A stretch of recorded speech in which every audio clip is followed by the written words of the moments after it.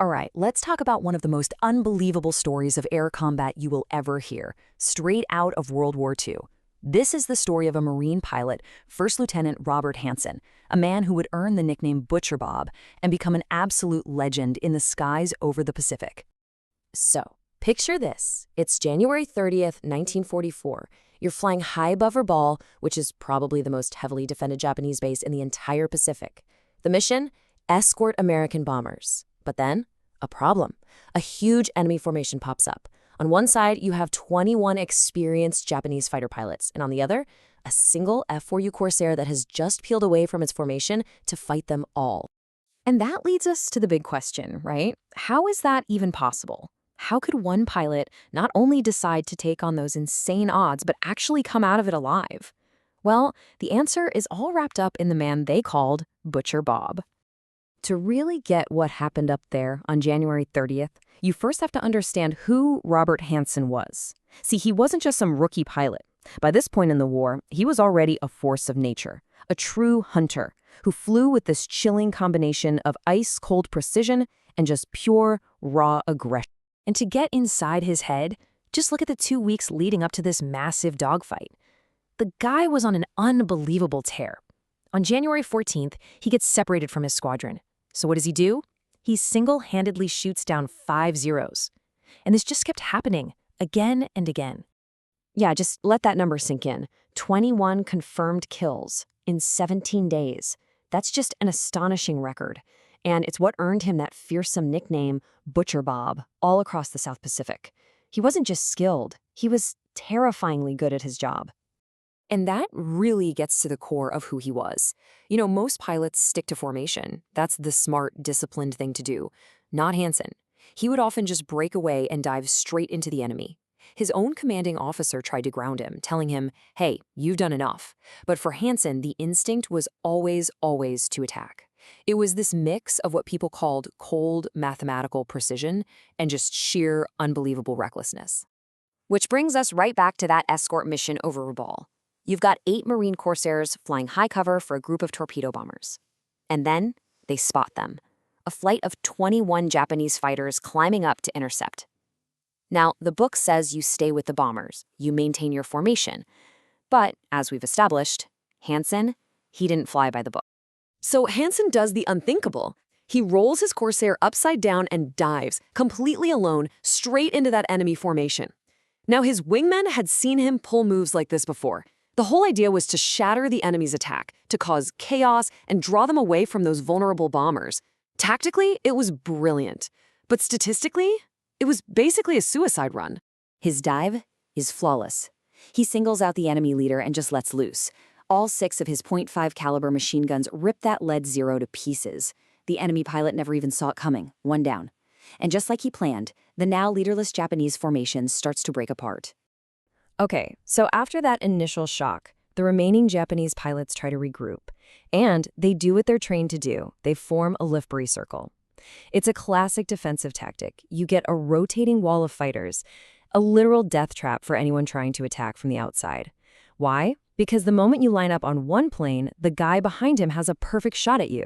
But what Hansen does next is just pure genius. He doesn't attack a single plane. No, he attacks the geometry of the formation. He dives, not at the circle, but at a tangent with it, matching their direction. This move slashes his closing speed and lets him slip right inside their defensive wall. He's now inside the death trap, flying right along with them. The Japanese pilots behind him can't shoot without hitting their own guys in front. Before they can even figure out what's happening, Hansen calmly lines up his shots and blasts 4 more Zeros out of the sky. He took their greatest strength and turned it into their biggest weakness.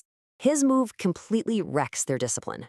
That perfect defensive circle just dissolves into a furball, a swirling, chaotic mess of individual dogfights. All that mutual support is gone. But now, Hansen is the one and only target for a whole lot of very angry pilots. From here on out, it is a desperate fight for survival. Hansen is using everything he's got, aggressive head-on passes, high-G turns to shake guys off his tail. In the chaos, he claims he took down another 4 enemy planes, pushing his possible total for the day even higher. But this constant, intense combat is taking a serious toll on his Corsair. And this was the bill coming due. His right aileron was jammed, his engine was overheating thanks to a coolant leak, hydraulic fluid was streaming out of the fuselage, and he was nearly out of ammo. The fight was over.